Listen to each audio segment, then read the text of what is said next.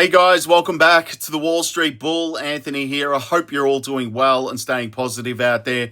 It is never a dull and boring moment in crypto, finance, or the stock market. That is why I love doing daily market updates. Now today, I'm going to go over some news. Of course, we've got Senator Cynthia Lummis, of course, working on the Bitcoin Strategic Reserve. There's a lot happening with that. We're going to go through that, of course. A $90 billion race for XRP and Solana ETFs. People are obviously waiting. We've been waiting for a very long time, but we need to stay positive about this. Apple is allowing crypto app payments via external sites after a court order, which is interesting. We're going to go over Warren Buffett. He's actually retiring. This guy's an absolute legend. So we're going to go over that. And of course, he did mention Bitcoin. The SEC dropping that case against Ripple. There is going to be an announcement soon. It has to happen. There's just so much going on in the crypto space. It's absolutely crazy. We're going to go over, of course, Warren Buffett. President Trump has announced tariffs on movies, which are filmed outside the United States. That's unbelievable. And the SEC nears decision on the first Litecoin spot ETF. I think the big crescendo is going to be happening with XRP. When that gets announced, look out. Things are going to go absolutely crazy. And yeah, I think they're saving the best till last. Anyway, we're going to go over everything. Make sure you stick around to the end of the video. Massive shout out and thank you to every single one of you who have subscribed to the channel. I really appreciate it. Thank you very much. If you are new, smash the subscribe button down there. Turn on that little bell notification because as you can see right here, I absolutely love documenting my journey with investing with cryptos, dividend stocks, growth stocks, talking about passive income, building financial freedom. And of course, my goal at the end of the day is to build generational wealth. So come along this incredible journey. Things are getting crazy in this space. Also, if you can give this video a thumbs up, watch it straight through, would really help me push this channel out to a lot more people because the YouTube algorithm is absolute magic when you find, ladies and gentlemen, do that. So make sure you give it a thumbs up. Doesn't cost you anything. It's down there. Thank you very much. You rock. Also, a little disclaimer. I am not a financial advisor. Please do your own research and due diligence with this stuff. All right. Be careful. All right. Coming to the community tab. Top altcoins in my portfolio, Ravane, Electroneum, Veracity, and Quant. Now, again, I did mention a video. I put a video out on the weekend because we had the Australian election. We're going to go over that as well. And I want to play everyone an interview on Sky News. You really need to listen to this because the taxing on unrealized capital gains is crazy.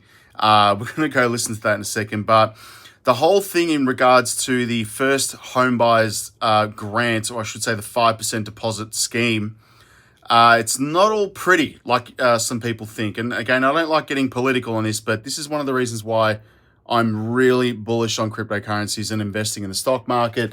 And of course, for dividend income, because this beats anything to do with these schemes.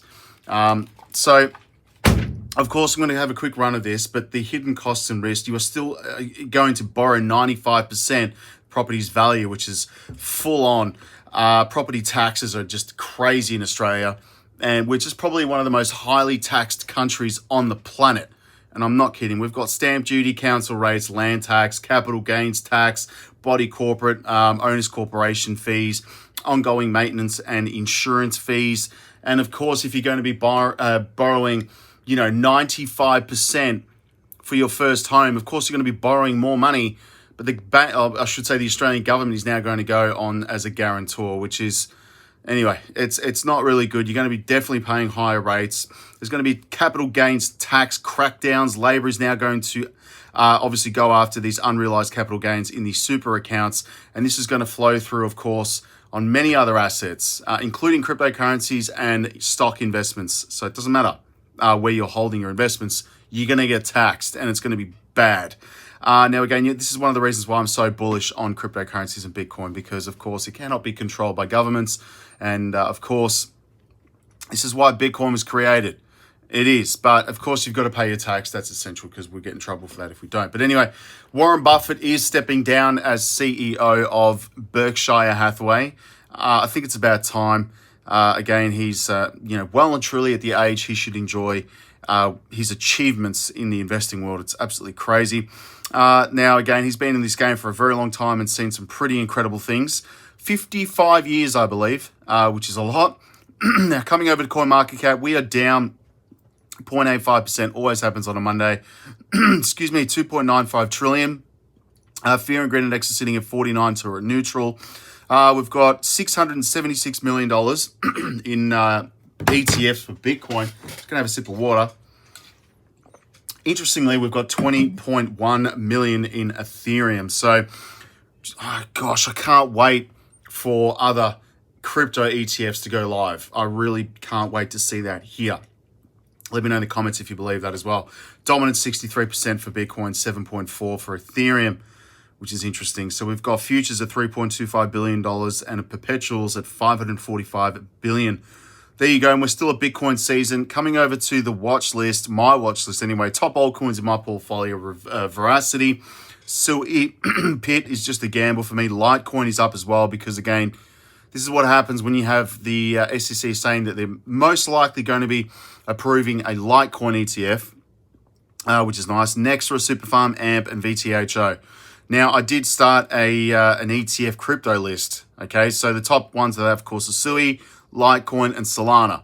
Now, we do have Chainlink in there as well. Trump, Say, Ethereum, Doge, Polkadot, HBAR, Hedera's bullish. I love HBAR. XRP, that is a freaking given. Bitcoin, Cardano, and Axel. These are the cryptocurrencies that are currently sitting with the SEC. Over 70 applications. Go look it up. There's an actual photo from Bloomberg's terminal. You can see it for yourself. Now, moving on. My bots are doing well also.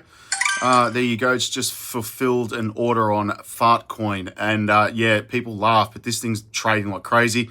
It's actually doing really well. As you can see, if I go to, there were some liquidations over the weekend. I'm not going to lie about that because it's the truth. Position history. You can see the green. These are small gains on the 5th today. I've got a micro scalping bot set up right now, both long and short. And again, it makes small profits and takes small gains. And as you can see, the short bot's doing some nice gains as well. And there are some liquidations, but I'd say between, gosh, an 80 to 85, if not 90% win rate on these trades because it's technology. This is why I freaking love it. So there you go. It's been trading for me 24/7. So just building that account. And that's the truth. So I've got about 3,000 AUD in there at the moment. So today I've made 58 US AUD. So I'm happy with that. So you can go join the Wall Street Bull University and join up there to get the bots, or I'll just put them in the community tabs. We'll see how we go when I get some time.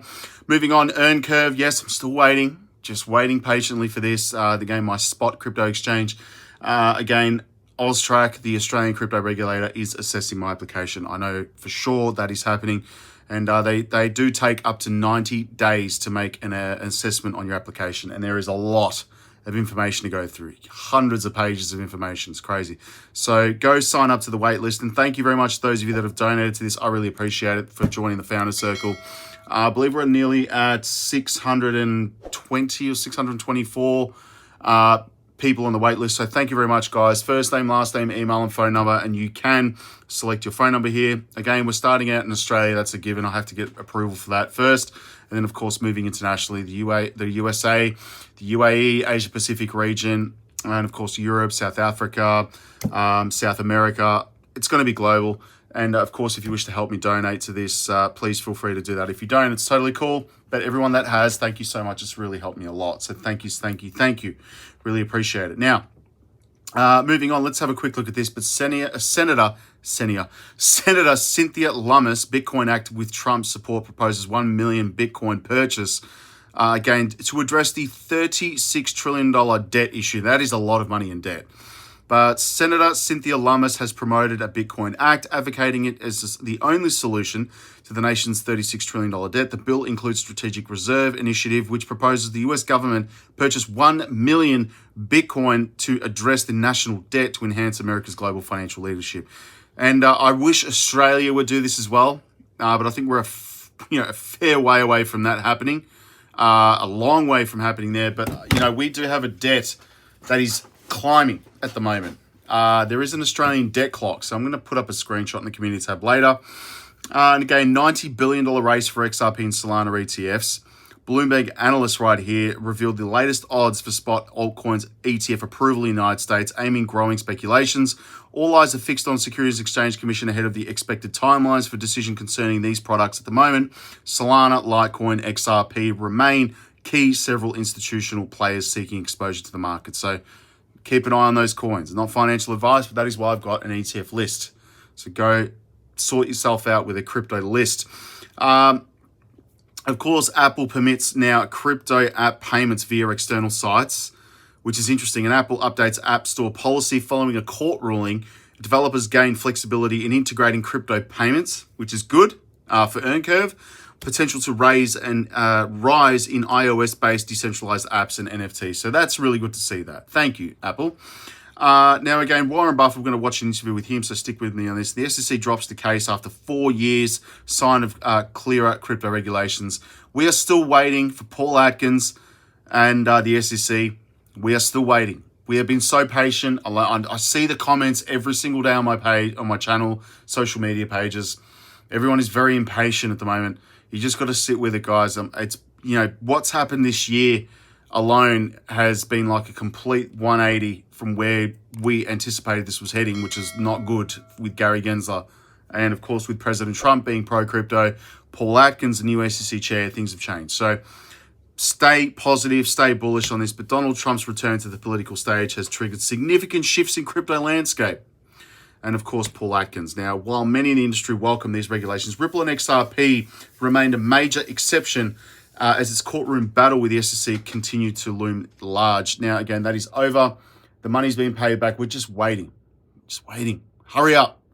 Hurry up, Paul. Now, again, President Trump calls for 100% tariff on foreign movies since the United States film industry is dying. So, look, to be honest, it is what it is, but I think because of all of the digital streaming services, this is probably one of the reasons why. And yes, we do have the ETF applications pending with Litecoin. That's going to be very interesting. Now, I'm going to play this stuff on X. Thank you to those 8,900 people. I really appreciate it. First things first, let me scroll down here, right? Because I do need to play this. You need to listen to this. Now, I'm going to fast forward it to the interview. Just bear with me. Listen to this. Up to $155 billion. Yeah, let me get this right, guys. Sorry about this. It's going to happen.